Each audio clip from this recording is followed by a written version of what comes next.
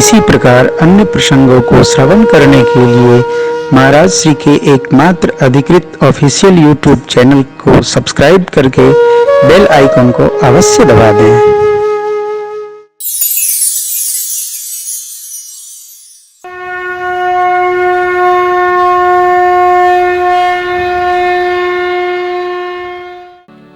कामदेव के भस्म होते ही देवता डर गए। अब क्या होगा?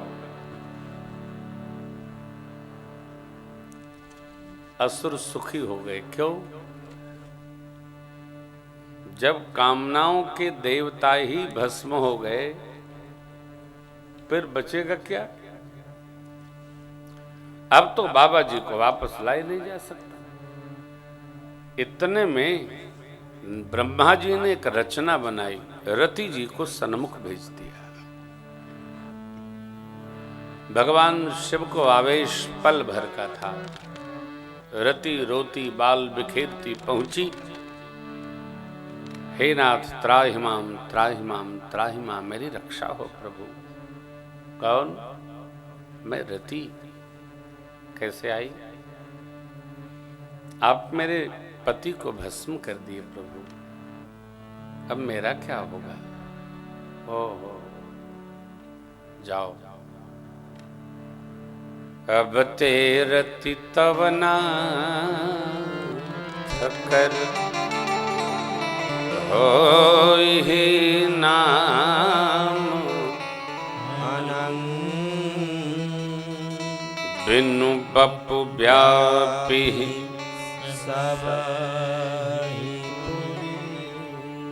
सुनु निज मिलन प्रसंग। हे रति, आपके पति का नाम अनंग होगा, बिना शरीर सबको व्यापेगी। ये भी ध्यान रखिएगा। हमारे यहाँ जल देवता, अग्नि देवता, वायु देवता,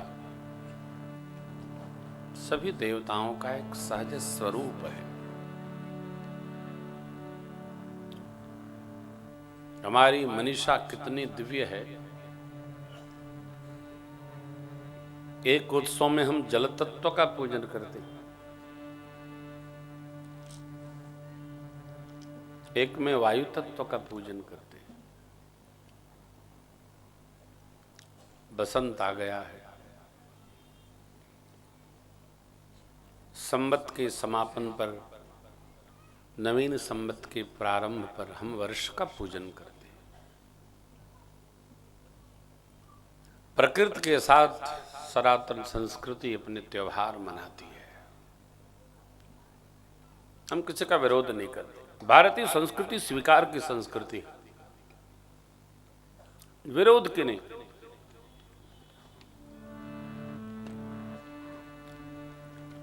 हम किसी का अतिक्रमण नहीं करते। जब हम किसी का अतिक्रमण नहीं करते तो आक्रमण कैसे कर सकते? परंतु अतिशय रगर करे जो कोई, अनल प्रकट चंदन थे होई होई।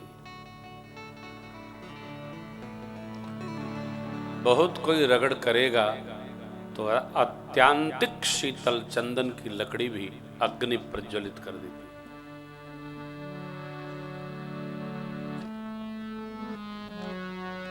भारत का स्वभाव है, हमारी संस्कृति का स्वभाव है, उलझन नहीं। क्योंकि हम परमार्थ यात्री हैं। हमारी संस्कृति स्वार्थ के लिए यात्रा नहीं करती, हम परमार्थ की यात्रा करते हैं। हम कर्म फल को बनते समय चिंतन करते हैं, इस कर्म का फल क्या होगा। कई लोग ऐसा अज्ञानता बस, पाप पुण्य कुछ होता नहीं, दिन रात कुछ होता नहीं, अच्छा बुरा होता नहीं, ये सब मूर्खतापूर्ण बातें, सब होता है। विधि प्रपंच गुण अवगुण साना, सब होता है। जो अच्छा करेगा उसको अच्छा फल मिलता है, जो बुरा करेगा उसको बुरा फल। कर्म का फल तो मिलता है, चाहे वो क्रियमाण हो, संचित हो, प्रारब्ध हो, तो मिलेगा ही। आप दर्शन करेंगे, देखते जाइए, आगे पीछे सब जगह देखते जाइए। जैसा जीव कर्म करता है वैसा ही फल उसके सन्मुख चल के आता है। इसे हमारे ऋषियों ने, मनीषा ने, सदग्रंथों ने संभाला है, रोका है। चक्रवर्ती महाराज ने मौज मौज, आनंद आनंद, अरे सहज सहज ही क्रीड़ा क्रीड़ा में ही बाण शब्द विधि चला दिया। श्रवण कुमार जी को लगा माता पिता ने क्या कहा, जिस पीड़ा में हम हैं यही पीड़ा जब तुम्हें होगी तो हमारे दर्द का बोध होगा। भगवान न करे जैसा मेरे साथ हो रहा है आपके साथ हो। कौन हो हम नहीं जानते, लेकिन जब ये स्थिति आएगी तब आपको पता चलेगा पुत्र का वियोग क्या होता है।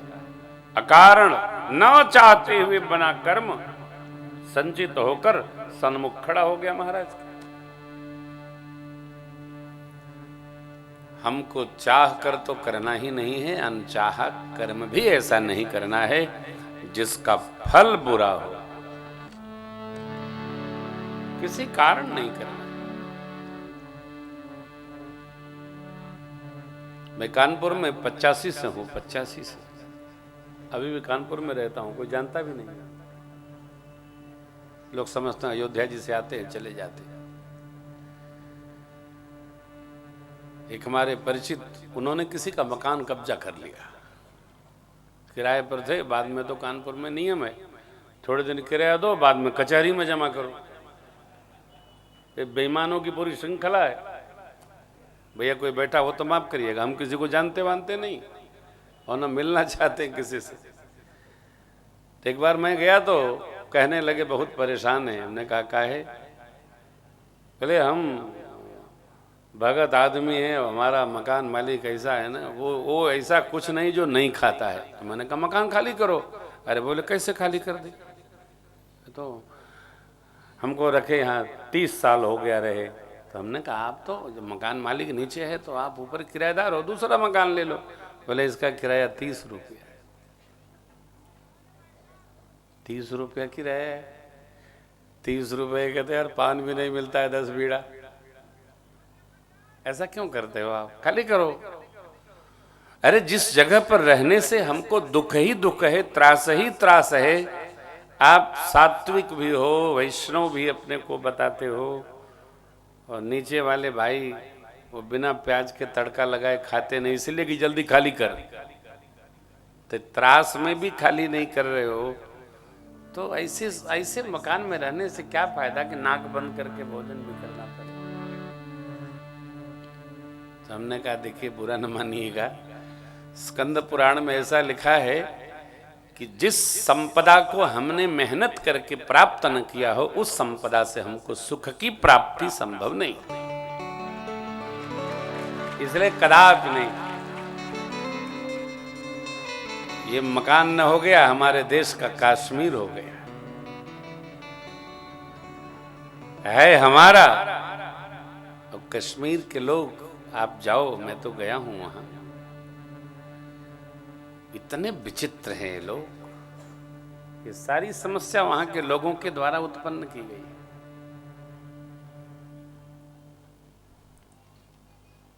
कई बार हम गलत होते हैं तब भी अपने को सही ही कहकर और मानते हैं हम सही हैं।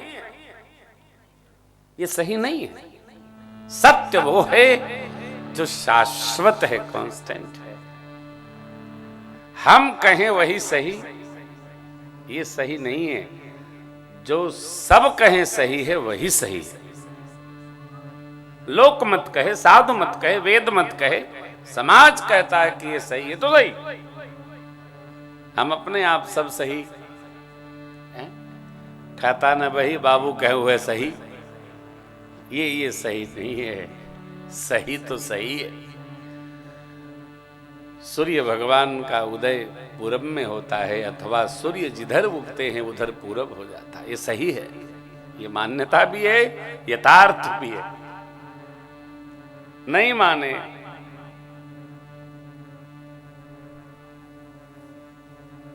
कुछ दिन बाद मैं फिर गया तो बीमार पड़ गए वो। हमने कहा अब तो आप अस्वस्थ हो गए, अब मकान खाली करिए। अब बोले जब भैरव घाट जाएंगे तब खाली होगा। तो हमने कहा आपकी निष्ठा को प्रणाम करते हैं, यहां तक तय है कि हम खाली न करेंगे, भगवान खाली कराएंगे। ये सही नहीं है। हम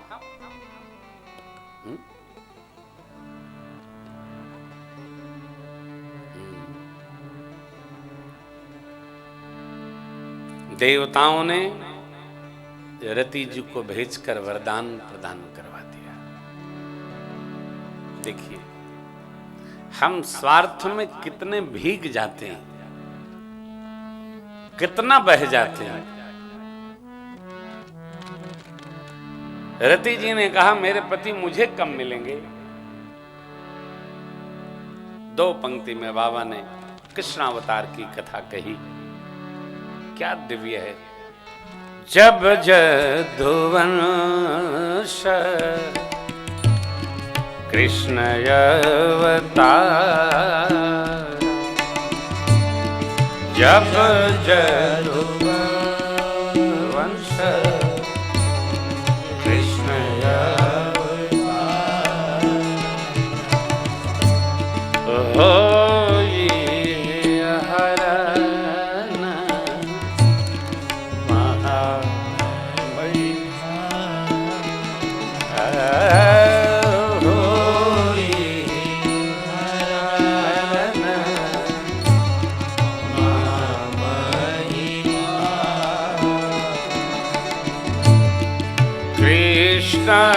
तनया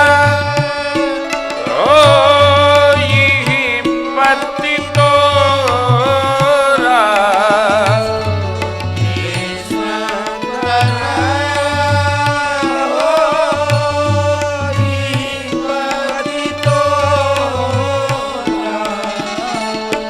बचन अन्यथा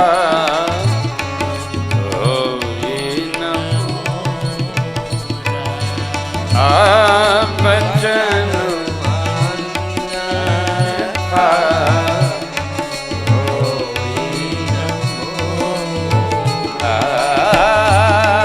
बचन अन्यथा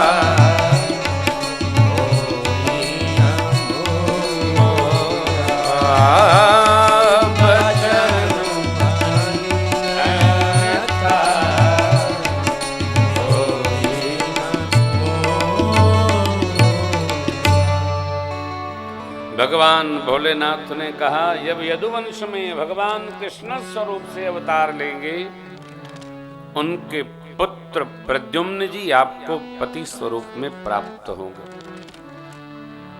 जब यदुवंश कृष्ण अवतारा, धरती के भार को उतारने के लिए भगवान अवतरित होंगे, उनके पुत्र प्रद्युम्न जी आपको पति स्वरूप में प्राप्त होंगे जब आप संबरासुर की प्रधान रसोईया होंगी। देखिए कितने कल्प की कथा बाबा समेटे। गई रति जी विदा भई।